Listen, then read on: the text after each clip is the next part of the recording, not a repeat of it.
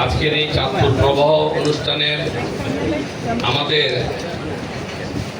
মধ্যমণি, চাঁদপুরের কৃতি সন্তান, যিনি সারা পৃথিবী বিখ্যাত, এক নামে যাকে চিনেন, চিত্রশিল্পী মনিরুল ইসলাম।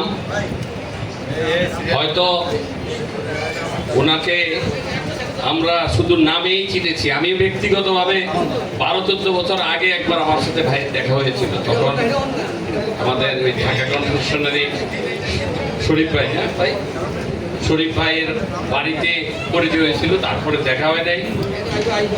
আমিও সৌভাগ্যবান যে ভাইয়ের সাথে আজকে আমার দেখা হলো এই প্রবাহ অনুষ্ঠানের রজত জয়ন্তী উৎসব উপলক্ষে। প্রবাহ চাঁদপুরে অনেক বছর বস্তুনিষ্ঠ সাংবাদিকতা মাধ্যমে পত্রিকা থেকে সাধারণ মানুষের কাছে ঘরে ঘরে পৌঁছানোর চেষ্টা করেছে। আমি আজকের এই অনুষ্ঠানে প্রবাহের আরো যেন সাফল্য কামনা করি।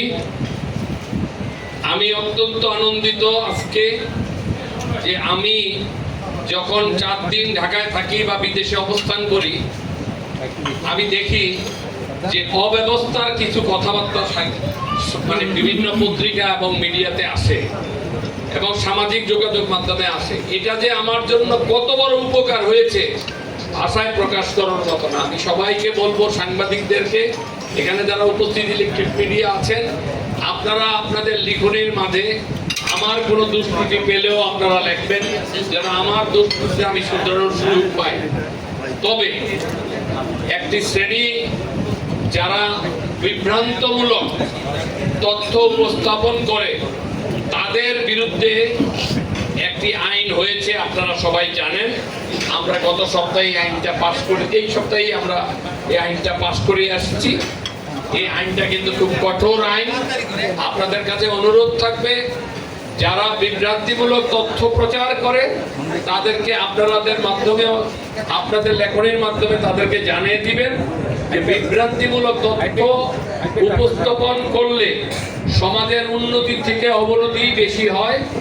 সুতরাং আপনারা সবাই সঠিক বস্তুনিষ্ঠ তথ্য উপস্থাপন করবেন। কত বছর হয়েছে প্রবাহ? এই 25 বছরের চাঁদপুর প্রবাহ যেভাবে বস্তুনিষ্ঠ সংবাদ প্রচার করেছে, আগামীতেও চাঁদপুর প্রবাহ এবং সকল সাংবাদিক বৃন্দ, ইলেকট্রিক মিডিয়া সহ প্রিন্ট মিডিয়া, ইলেকট্রিক মিডিয়া যারা আছেন উপস্থিত, সবাই একইভাবে বস্তুনিষ্ঠ সংবাদ উপস্থাপন করবেন। এই বলে আমার একটু জরুরি কাজ আছে।